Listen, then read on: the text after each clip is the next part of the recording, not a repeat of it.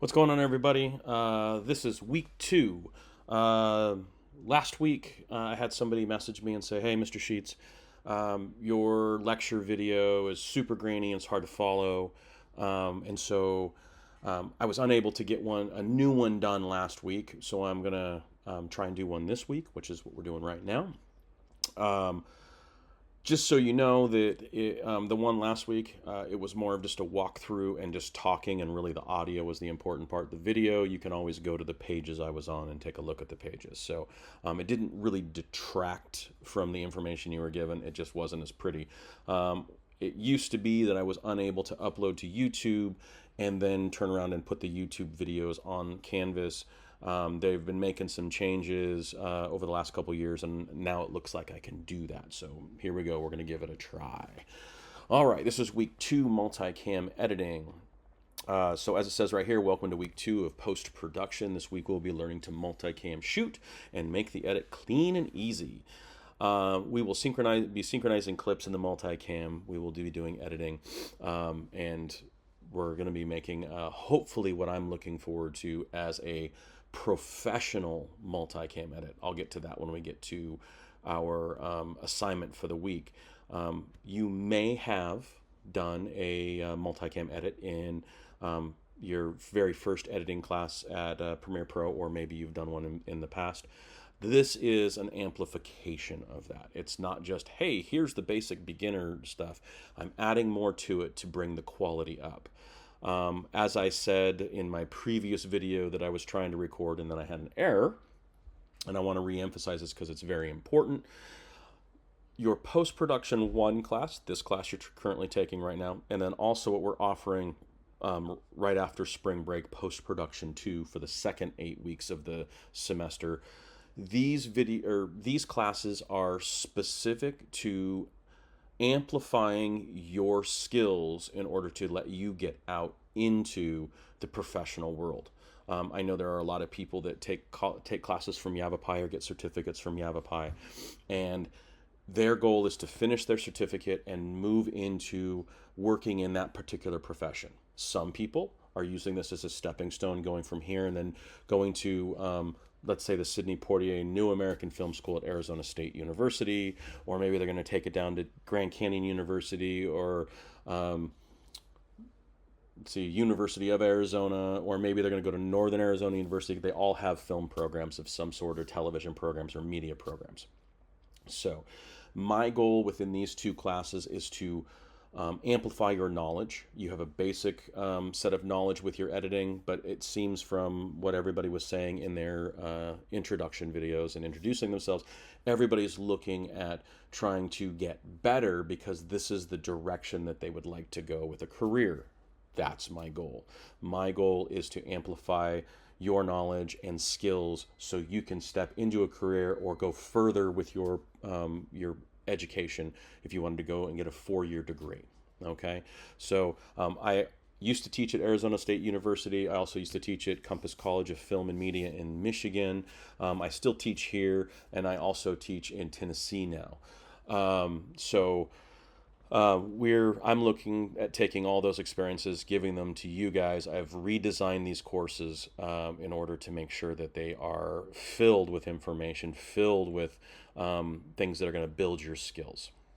All right, so let's go through what we're doing this week. Right here, prior to class, you guys should have completed from this last week your syllabus quiz, your discussion video, and your week 1 assignment. Okay, so your syllabus quiz, that is imperative you get that done. That's basically the agreement that, yes, I read the syllabus, I understand the syllabus, and I know that I need to get these certain things done.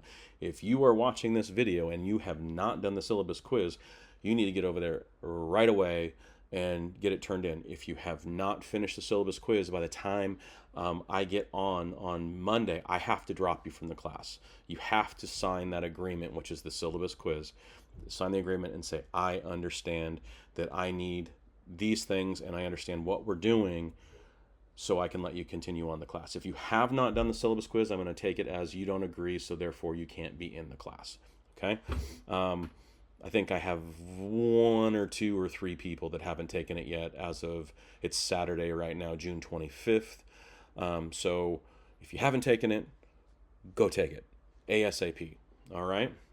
Your discussion question, if you for some reason did not finish your discussion question, go get it done. Turn in the video. Some points are better than no points. It needed to be turned in on Wednesday. It is past Wednesday to get full credit. But if you turn something in, I will still give you some credit. So don't ever be the person who goes, oh, I missed the deadline. Guess I don't need to do this. I'll move on. No, there's a reason for every single assignment. I want it to, they all build upon each other so you can get better and better at your skills. If you miss the deadline, again, some credit is better than no credit. Okay, turn it in, get some credit. Okay, same thing goes with assignment 1. Assignment 1 is imperative. Okay, it talks about montage. If you didn't realize it, montage is all editing within media and filmmaking. Every single thing you see on film is considered a montage. It's not just like watching some action movie and then there's a montage of somebody getting ready for some big battle where they're building their weapon or they're boxing or whatever it is and they're preparing. That is a form of montage. It's generally a rhythmic montage, sometimes a metric montage. But everything is a montage. Just a scene of two people talking in a coffee shop is a montage. Just a scene of somebody walking down the street and preparing for whatever it is that they're going to come in contact with, that is a montage. Everything is a montage. Everything you ever edit is a montage. What I'm trying to teach you with the montage is that you need to think about your edit and how it affects your audience. So if you haven't done that assignment and you're like, ah, darn it, I missed that assignment, let's just move on to the next one. Don't. Go back, do that assignment, and turn it in. It is imperative for your growth in this class and just in a professional environment in general. You need to understand those different styles of montage. So make sure that you have all these turned in. As you see right here, assignments that are due. Every week they'll be on there. So syllabus quiz, discussion question, and your montage assignment. So those should be due and turned in by now. If they're not, go get them done, get some credit. Okay. Secondly, this week, watch and read this week's study materials. Make sure that you go every single week, go to the study materials and watch or read every piece of study material. It generally happens that students will be like, they'll skim it or they'll watch part of it and then they move on. Remember, we're not in a classroom together. So what I have to do is I have to make videos such as this one that I'm doing right now to give you some idea of what's going on. But I also have to give you materials that you need to review to understand what I'm trying to teach you for the week. I, as a teacher, teach in a specific manner. Some of you may work really well with how I teach. Oh, I love how Mr. Sheets teaches. I learned so much. Others of you may be like, I don't really get what this guy's saying. I don't really understand how he's telling me, giving me this information. That's because we're all different styles of learners. People have preferences on how they want to learn or how they can learn.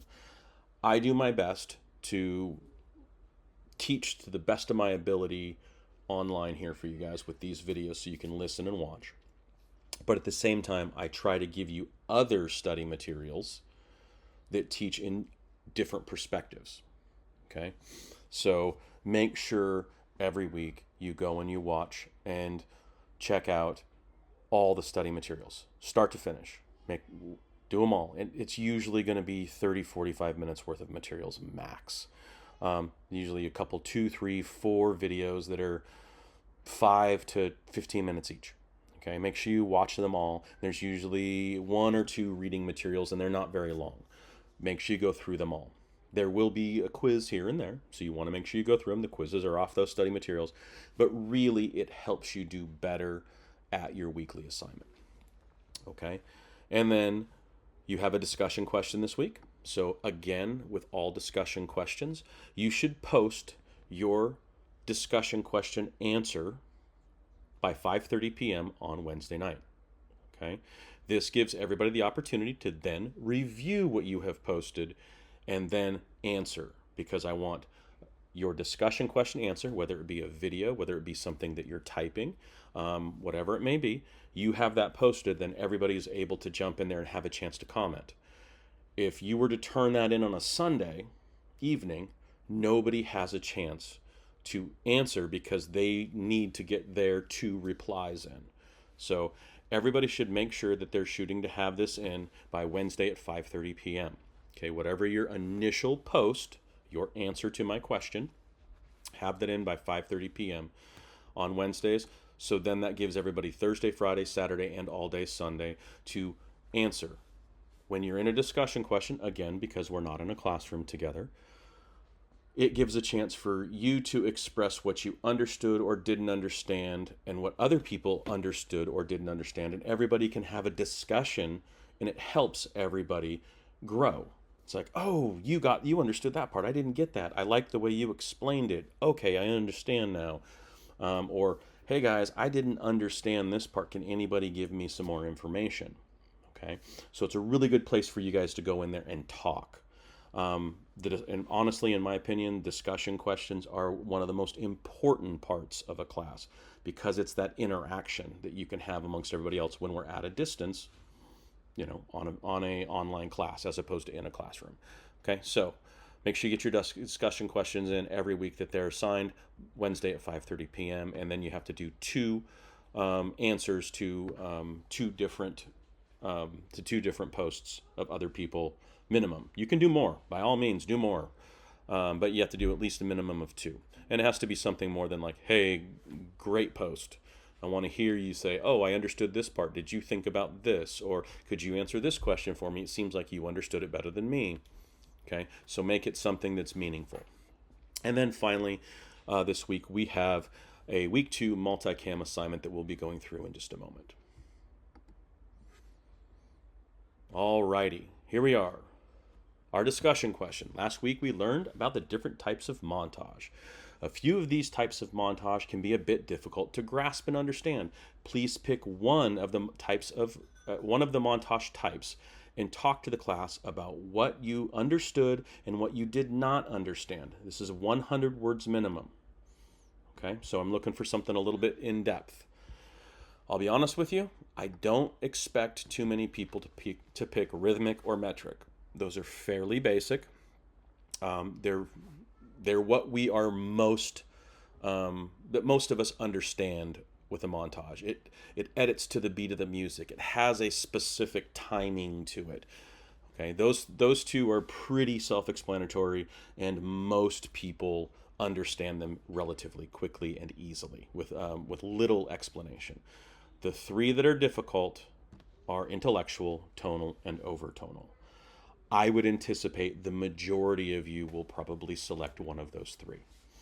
Okay, I'll be honest. When I first started learning about montage many years ago, I completely didn't understand the difference between tonal and overtonal. Okay, it was kind of a rough deal. I'm like, well, I don't get it. Tonal, and then there's more tone to it. What? This is the amazing place where I can jump in and answer questions because I can describe it till I'm blue in the face, and that may not be getting through to you. I need to hear, and others need to hear, what it is about what you don't understand, so we can then go, oh, you're missing this piece. This may help you. Okay. Again, if you didn't understand rhythmic or metric, those are the ones you chose, that's fine. I don't anticipate too many of you will pick those ones. Most people pick intellectual, tonal, and overtonal, and really the 2 most picked are usually overtonal and intellectual. Okay, so write 100 words about which one it is that you didn't understand the most, what you did understand about it, but what you didn't understand about it. And let's have a good discussion this week about, see what other people can input, because there's always different perspectives that can really help. And I can also jump in there if something's going sideways or somebody gives information that's kind of wrong. I can jump in there and go, hey, well, this actually means this, or you missed this, and I can jump in there and help you guys. All right, so again, discussion questions, absolutely imperative. This is a really great place for you guys to learn and understand more and more of these more advanced concepts. Okay, and then onto our study materials. Here is the video that I made last year for this class. This will be getting replaced by the one you currently, actually it's going to be replaced by the one that I'm going to record after this, which is actually more of a walkthrough. So this will get replaced with a new video. And then I have 3 different videos right here. So there is a difference in the way that you create a multicam sequence between, I think they changed it from 2022 to 2023, or it was 2023 to 2024 versions of Premiere Pro. I am running 2025 currently, but 2024 I know runs exactly the same way. So I believe these are, yeah, this one right here is 2020. So this is how it used to be done in 2020. I believe this one is 2023, and then the one I'm going to show you is 2025. So if you're using one of the older versions, I should have you covered here on how to set up a multicam sequence and make it work. And then down here, this is cinecom.net on YouTube. RIP, they quit uploading videos about a year ago, which is really unfortunate because they were really great to watch, really informative.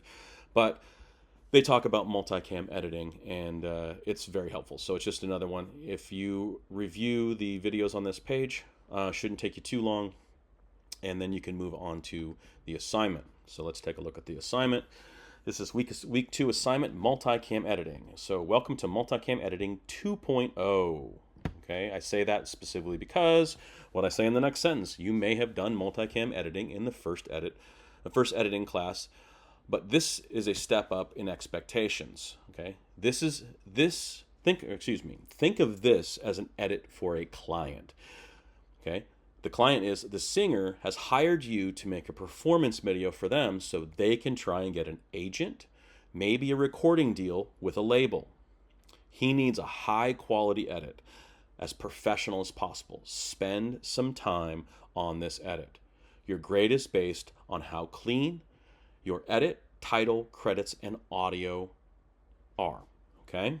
How they feel together. So let's go through this. Follow the directions below. So right here, number 1, using the multicam technique from this week's tutorial and lecture, cut together a clean multicam edit from the footage provided. No jump cuts or odd feeling edits. Okay, let me give you a couple tips on this. Listen to the song, watch the footage a couple times. Get the feel of the flow of the song. Don't just plug your stuff in and start playing and start making your edits. Listen to them and look at the different angles. Okay? Make sure it flows nicely together. Okay? Create an interesting dynamic animation title or animated title and end credits for the edit within Premiere Pro. Look up a tutorial and learn to make something with some style to it. Don't just have titles pop on and pop off of the screen. I'm looking for a dynamic style. So let me iterate a little bit more on that. I don't want to see some white or black or purple title just pop on the screen with some basic font and pop off the screen, or fade on and fade off, and that's it. I'm looking for something that looks and feels like it fits with the edit that you are going to create with this footage. Okay, it may slide onto the screen and fade on, and then it may dissipate into little like wind blowing off sand or something. Like there's all kinds of different ways you can do it. It may look like water is filling up the screen with your title. I mean, there's a lot of different ways you can go about this. I want you to feel it out and understand like, hey, this is what I want to do. Again, let me be clear. Go to YouTube, type in something to the effect of cinematic titles tutorial in Premiere Pro, or let's say you want a woodland feel, woodland title tutorial in Premiere Pro, or if you want more of an aqua water type of flow, it's like liquid tutorial animation in Premiere Pro. You can be like professional title tutorials in Premiere Pro. There's a lot of different ways you can type this into YouTube, and it will bring up a ton of different ways and walk through tutorials on how to do this. I have no problem with you using a tutorial, because when you use a tutorial when you don't know how to do something, It's going to show you new places to do stuff, and it's going to show you new ways to create things and what to click. And it's going to expose you to new places, probably within your effects window, that you don't realize. Like, oh, I didn't even know that was there. Okay, so let's make sure that you go do something more than just a title popping on and off the screen, more than just a title sliding onto the screen and sliding off the screen. Okay, let's create something that's dynamic and professional looking. Okay, we're upping our game here. Next, there must be a minimum of 20 edits in this video. Okay, I think the video is like 3 or 4 minutes long. 20 edits is the absolute bare bones minimum that I want you to do. Okay, you must use each shot at least 3 times. Okay, that's important. I don't want you just to toggle back and between 2 shots or maybe 3 of the shots. I want you to use all of them. Okay, so you look around, there's a crane shot, there's a close-up, there's a wide shot, there's a shot from the left, there's a shot from the right. There's a bunch of different shots. Some of them have mess-ups. Of course, you don't want to use it when it's messing up. But there are some really good shots in there. Again, as I said earlier, watch all the clips before creating your multicam setup, so you understand, get the flow. Generally, you don't want a shot to last more than 6 or 7 seconds. 7 is really pushing it. 6 seconds is still pretty long. And you generally don't want to have shots very often that are less than 3 seconds or 2 seconds. 2 seconds is getting real quick, specifically for this type of song. 2 seconds is pretty fast. Between that 3 and 6 seconds is really a good sweet spot. 95% of the edits you see in television, movies, music videos, and such follow those guidelines. Yes, you can absolutely find edits that are each shot is less than 2 seconds.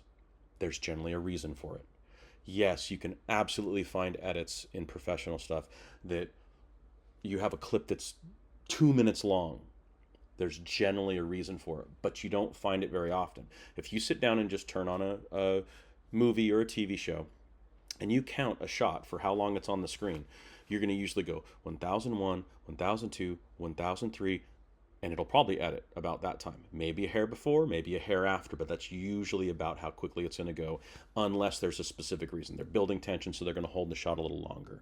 Or it's some action sequence, so the shots are really quick, but it's usually only for a short period of time that they're really quick, and then it'll cut back to every 3 to 5 seconds, 3 to 6 seconds. Okay, so think about your pacing with your edits. Okay, adjust your audio so it is seamless and ranges between -12 and -6. We don't want it to get above -6. It may pop up there occasionally, but we don't ever want to see it in the red. And -12, we don't want to get below -12. It gets too soft. Okay. As we get deeper into like audio mixing later, yeah, you may have sound effects where the audio mixing is a little bit on the lower side, and then there may be like an explosion, or who knows what it might be, and it may pop up there real quick that's above -6. But your average where it sits, -12 to -6, is a really good space to be. So make sure you're in that space, and then export your video to Vimeo or YouTube, and then upload the link here. Okay. Now you see number 6 right here. There's one more thing that I want you to think about. This is not required. You don't have to do this. But what are we doing right now with this class and within this assignment? We are trying to amplify your skills, make you more professional. So again, this is not required, but I will give you extra credit if you decide to do this. To give this video even more a more professional feel, you can shoot some B-roll that fits the song and insert it into key locations. We are looking to amplify the quality of this video. Extra credit, 3 points. Okay, what that means is, I believe that the song is about summer, if I remember correctly from listening to it a couple weeks ago. You might go outside and film some trees with sunlight coming through it. You may go out and find a friend and have them walk through the forest or walk through the desert with making it look sunny and warm. I realize it's colder right now. We're in winter heading towards spring, but it's colder right now. As long as there's no snow in the shot or rain or wind, If it's looking sunny and bright, you can absolutely play it off as something that's much warmer than it really is. If you have somebody outside, for each shot, have them all bundled up in their cold weather gear if it's cold outside at the time, and then when it's time to do the shot, get everything set up, have them, take off their jacket and their hat or whatever, and then walk around in like t-shirt and shorts doing something for a minute or two, and then put their warm clothes back on. That's actually how they do it in Hollywood. They're all dressed up and in warm stuff, and then if it's wintertime or it's cold but they need to look warm, they'll have them like stripped down to their whatever it is that they're wearing, shorts, t-shirt, a sundress, whatever it might be, and walk around doing their thing, and then they're right back into their warm clothes to warm back up between shots. So think about what you could shoot. Think about what you can do to the shots to make them fit what your feel for the video is, and insert them. Okay, you don't have to cover up a ton of stuff. A couple little things, something in the very beginning before he starts singing, maybe something at the end to tie it up. Give it a little bit of a storyline. Okay, it doesn't have to have talking and everything in it, but you could have something like, maybe 4 or 5, 6 shots that pop up for 3 to 5 seconds, 7 seconds throughout the video that gives you the feel of what he's singing about. Okay, and this I leave up to you to define what it is that you want it to feel like. Okay, so this is where your creativity comes in. Creativity is imperative. I can't instill creativity, but I can give you different pieces to your assignments to help you build that creativity and break through and really learn how to utilize it and find it. And that's a hard thing for some people, but that's what we're looking for. All right. What might really help is this Coldplay video. It's a brand new one with Dick Van Dyke. This is a really great song, and this is a multicam edit. Okay, there's some behind the scenes stuff. They had like 3 or 4 cameras running around, and they had one on the performance. They had 2 on Dick Van Dyke. And they were all running at the same time. They did a couple takes through it. And they had a B-roll camera that was kind of just running and shooting the whole thing back and forth between the performance of Chris, the singer, and Dick Van Dyke. And then they had another camera that went around and shot B-roll, exactly what I was just talking about, to amplify the video of like photos and parts of the house and things like that. So this is a really fun, creative, but lifestyle type video of Dick Van Dyke. All right. Down here I have one of those cinematic titles that I was talking about, just a little tutorial. You can use this one if you so choose, or this is just to give you an idea of kind of the things I'm looking for. I don't want just a basic title. And then lastly down here, this is audio. If you don't know audio well, this is just kind of a quick little hey, this is how you jump in there and you can change your audio and edit it just a little bit. I want to make sure that all the aspects I'm asking you to do up here, I have some videos down here if you get caught up and it's something that you may not have a lot of experience in. I give you a little more information. Each week we will do more and more and more things, and it will build and grow you. Alrighty. That's it for this video. I have one more video I'm going to do for you, which is going to actually be the tutorial video for Premiere Pro on your multicam, and then I'll let you do your thing. So you'll see this on the front page, and then the next one will be on the study materials page. All right, guys, I hope this was clear. Hopefully I didn't talk your ear off too much. We're not in person, so I'm trying to be as thorough as possible. And we'll see where it goes from there. If you need anything at any time, by all means, use this inbox button right here. Click on that, select our class, select me, and send me a message real quick. It's the quickest way to get to me. I try and check it multiple times a day so I can get to you. And if you don't hear from me within 24 hours, by all means, send me another one. Every once in a while, one will slip through and I'll miss it. So, a second message, no problem. I'll usually get back to you real quick because I'll be like, oh my goodness, I missed you. And then I'll get back to you. All right. Have a great day. And if you need me, touch base. I am always here to help.